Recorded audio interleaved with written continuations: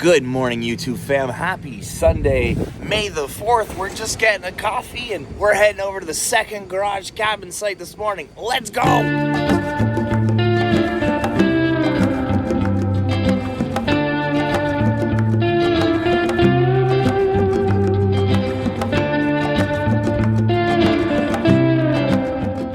Good morning, everybody. I hope you had a spectacular Easter. It is May. It's gonna be May. It's gonna be May. Today is May the 4th. Wow, tomorrow is Cinco de Mayo. Holy smokes. Nothing has happened with the water installation at the cabin in like 5 months now, and I'm losing my mind. The first 5 months of this project, we went from like no garage, tore down the garage, rebuilt the garage, and it's just been sitting for 5 months now. So, all that time we thought we were being efficient with has caught up to us, and we are back to, will we get it rented this summer? I don't know. Just before we get to the cabin, for those educator, codebreaker fam folks that tune into these videos, for the publishing front, big updates on the Unlearned 16 book. Joe Johnson photo shoot, cover photo shoot was done last week.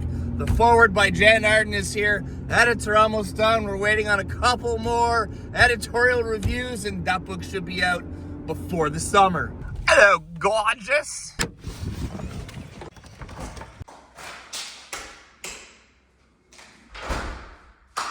Welcome to paradise. It's gorgeous. Nice and toasty in here. See what the thermometer says. We're holding at 68 and it's off. So, boom, it's awesome. Totally insulated in here. It's gonna be great in August too, because that's also the air conditioning.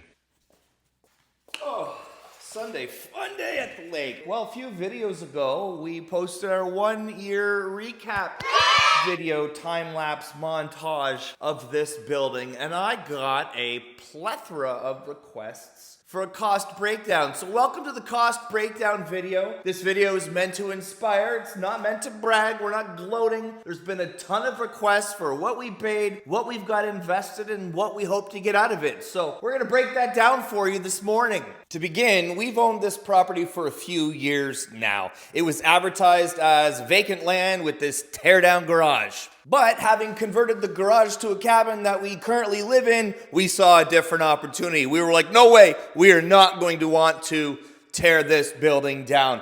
We purchased this property for $155,000 in April of 2023.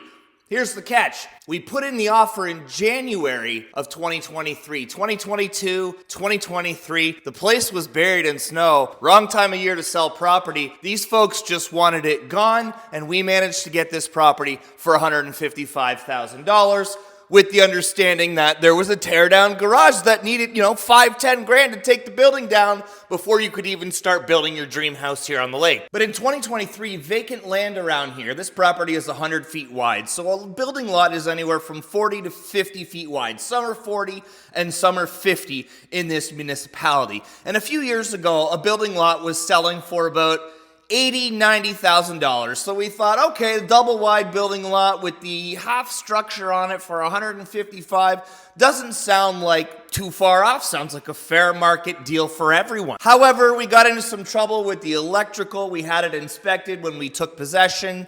I've made many videos on this. Because we live so close to the lake, so close to the Detroit-Michigan border, all the electrical was actually American-made. And while it was brand new, it didn't satisfy Ontario law, so the place had to be gutted, costing us another $5 grand right off the bat. So we were $160K into this place just to be able to turn on one light. We knew we wanted to build upstairs, and just like we did at our house at home, we knew that meant that we had to have a thicker foundation. This garage sits on a slab floor that's only something like 24 to 32, maybe 36 inches thick.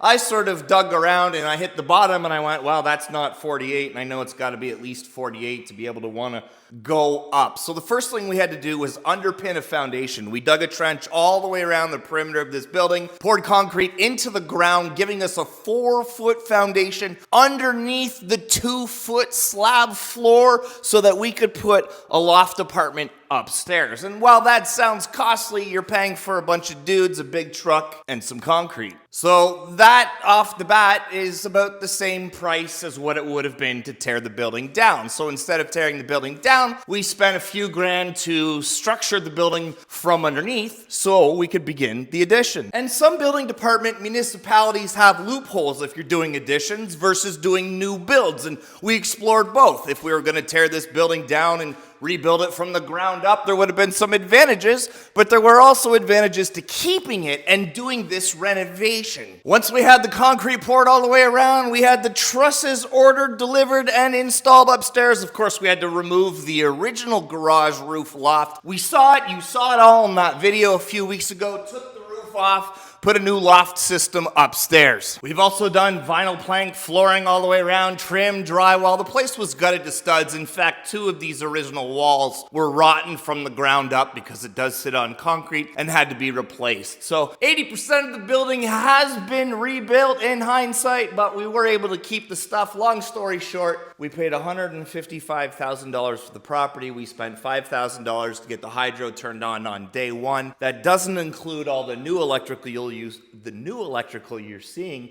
It just includes power to that panel and one plug we had over there, $160,000. Now, before I get further into the build, fast forward to today, 2025, spring of 2025, 2 building lots, 50 by 100, which is half of this size. I sit on a square. This is 100 by 100. 2 building lots in this municipality. In fact, right on this beach in the last few weeks have both sold.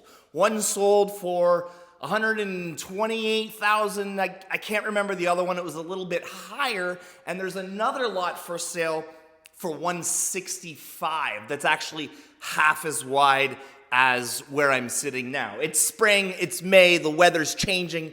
We live at the lake. You're going to expect to see those fluctuations as properties appreciate as well. So we got the double lot for, $160,000 2 years ago. So in the back of my mind now, one option we have is to quickly sever, cut and run, sell that lot for $100,000, dump it back into this building. We've broken even, so to speak, and that lot's gone, but this building has no loans on it and it completely cash flows. I don't think we're gonna do that option, but that is certainly an option. We have spent almost $100,000 on this property to date. We still have a few large expenses, appliances, hot water tank, and of course the connections at the street are going to run us about $8,000 in order to plumb the building. We still haven't connected to municipal water. So we don't quite have $300,000 into the property yet. Just under 300, and the comparables around here for a place this big. Now, this is an 800 square foot garage house cabin, so it's all open concept with, in theory, no bedrooms because that's just one big loft with no doors.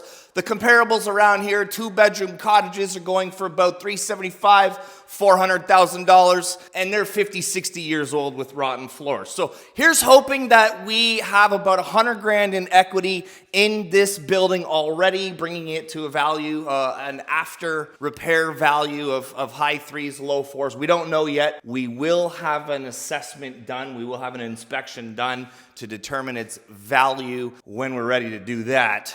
So I want to point out that already we have a bit of an asset sitting next door. That vacant lot, if we were in a pinch and we had to sell it, we listed it for $80,000, it would probably sell next week. So we know that nest egg is there. We can't borrow money against it, so it's technically useless in the eyes of the bank, but it is right there. We also know that we hope to have about $100,000 in equity in the building so far, having spent just under $300 and seeing comparables sell for the high 3s, the low 4s. Here's the thing though, you can't directly use all of that equity. This is our second residence, our second dwelling. And so when you want to borrow money with a traditional lender like a bank, TD, CIBC, Royal Bank here in Canada, they will typically give you 60% of the appraisal value as a loan because it is a secondary property. So let's say pie in the sky, the place is valued at $400,000, a bank will then turn around and give us up to $240,000 in an equity loan against the property. Because remember, we purchased it as vacant land, so there's technically no secured loans against it now, just building costs on all the credit cards. Now, if you've been paying close attention, we haven't spent $240,000 to build this building. I know that most of it was already here, and we've done a lot of the renovations, but having spent just under $100K, $240K is a lot of opportunity to go and build something fun right next door. So now we're taking the vacant land next door that we've already paid for. That's the difference now when we want to do this the second time. There's no expenses out the door, so it's okay for us to want to borrow against this property and secure a loan, especially because when we rent it, the idea is for the tenant to be paying off that mortgage amount or that line of credit. On the topic of renting, we're talking now here this morning about how properties appreciate in value, how the lot next door is probably worth just over $100,000 right now. We're not even talking about the idea of sitting on this property and renting it out. We're just looking at what the heck we're going to do next. Let's take all those figures I told you. We got that $80,000 nest egg next door. We hope to have $100,000 in equity in the building. Once we put a tenant in, well, the average rental in this community is something like $1,800 to $2,200 for a building this big. So let's say, for the sake of argument and simple math, we rent this place out for $2,000.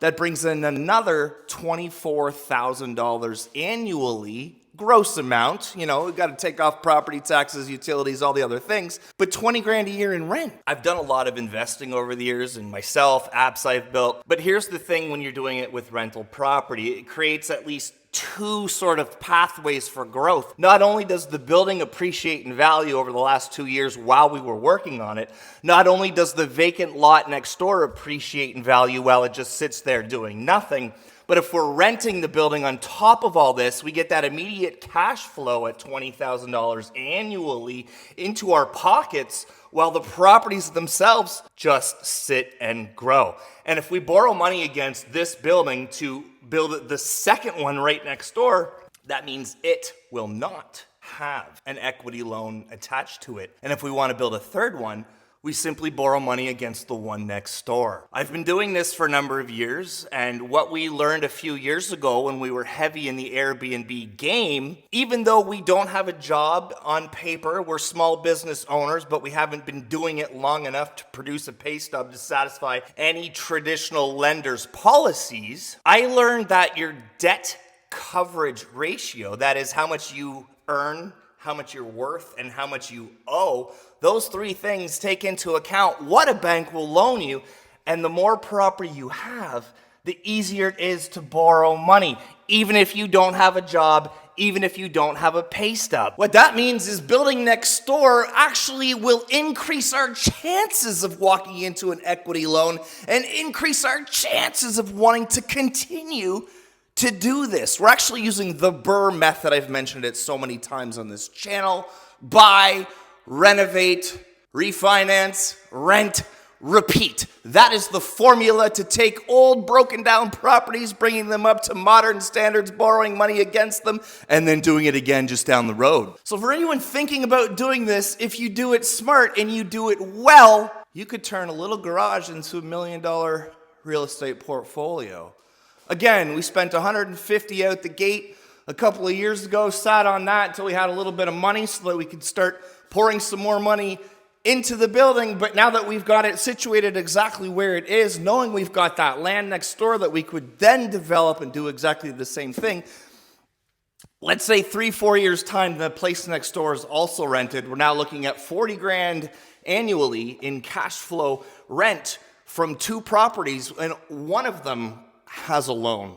Only this one. Now, these are all hypothetical and theoretical, but having done this in the past, this is the road to $1 million from an old garage cabin right on the lake. We haven't even got into property taxes yet. The municipality deems this vacant land, so although I live near the beach, the property taxes are nothing. I think they're $800 annually on this property. Now, that will catch up with us. It won't forever be that amount. The Municipal Property Assessment Corporation will determine there's a bigger property on here, and our property taxes will go up to reflect that. But in the short run, that won't happen. So $800 a year is our annual property taxes, and that includes the building lot next door. No mortgage, low bills, low taxes. You just have to be happy with living on a cement slab on the ground. You know, it is cold on your feet in the winter, let's be honest. We do have to worry about flooding, but it's all been approved. The permits have been approved, and we've not had flooding in over 100 years in this location. We should talk about another cash flow option while it's fresh in my mind. VRBO, or Airbnb. We live at the beach in southern Ontario, Canada. This is the new wine region. There's like 50, 60 wineries around here. It's the new tourist attraction for this part of the province. We've done Airbnbs in the past. They are incredibly lucrative. I mean, we could charge anywhere from probably $200 a night, 5-night minimum in the summer, all summer long. We've done that. We've been there. We've kind of outgrown that. That's a great strategy for some. I got tired of doing laundry full time. I don't want to cut grass full time this summer. That's why we are avoiding short-term rentals on this property, although this property would be perfect as an Airbnb. While we're talking about Airbnb, if you registered it as a business and you did short-term rentals and it was cash flowing and you had all the paperwork to prove that, well, you do increase this value significantly. It's no longer just a house on the ground, but a lucrative business with the receipts to prove how much money you've made, on Airbnb. Again, we've been there, done that. We're not doing that with this project, but it is an incredibly lucrative income stream. If you don't mind cutting grass, dealing with people who want to break blinds because they're in your property for one day, then have at it, because it does work. Okay, Aspinall, you spent 3, you think the building's worth 4. What exactly are your next steps? Well, the first thing we want to do is get this place rented. A young family who's looking to start, grow, build their own lives together. The affordable housing crisis we have, we're trying to just contribute to being a solution to that with a cheaper rent and new buildings in this location. Yada, yada, yada, Aspinall. That wasn't what you were talking about. Number 1, get the place finished and then get it rented. And if we could just sit on that for 6 months or maybe a year, that rent, that $24,000, well, that's going to put a dent in all the expenses that we have spent on this property. Lines of credit and your credit cards and all the things, that'll put a nice dent here. And at that stage, the building's done and it's currently rented, and the bank will look at it and the bank will assess it and the bank will go, yeah, we're going to give you, let's say $400,000 for the sake of argument. It's worth $400,000. We're going to give you 60% of that because it's your secondary residence and not your primary residence. $240,000 is more than enough to begin digging right next door and to get that property started as well. Once the property next door is finished, 2-3 years from now, these places are worth $4.25, $450 each. We're already pushing that $1 million valuation. Now, that wouldn't be free and clear by then. We'd have a loan secured on this building, and we would have all the expenses on the build next door. But the equity in both properties is going to grow exponentially, not linearly. And the expenses, those are linear in fashion. And so we're going to pay those down incredibly quickly, while the value of the land is going to go up significantly faster. Be smart with your money, fam. Be smart with your finances. I spent 20 years in the classroom as a classroom educator. I've learned more in the last 5 years about money and management on my own. I hope you find value in this YouTube channel. If you're new around here and you're still here, please go ahead and hit that subscribe button. If you've been before, welcome back. Thanks for hanging out with me at the lake. Don't forget to hit that like button down below. Tweet this video at your grandma. Do we even still call it Tweeter? I don't even know. One more thing before we end the video. I have a lot of realtor friends, and in talking to them, the real estate market has been really hot the last decade. It's cooled off in the last few years versus 7 or 8 years ago. But in talking to my realtor friends, they all say the same thing. Properties around here that are under $500,000 are very aggressive in terms of the offers, the price points, and the bid wars. That's still happening because we're in the era of unaffordability or inaffordability. Properties listed under the $500,000 mark do get close to asking, if not above. Properties above $500,000 that are for sale around here tend to sit a little bit longer. They do get offers and they're typically below asking. Of course, that trend will dictate the valuation of this property, so we keep an eye on that. If properties under $500,000, are getting $500,000 and properties that are worth $750 are only getting $685, we're going to keep an eye on that stat and we're going to keep building under that $500,000 mark because it just makes sense for everyone. And the cheaper it is for us to build, the cheaper it is for us to rent, and everybody wins. I should also mention that borrowing $240,000 against this property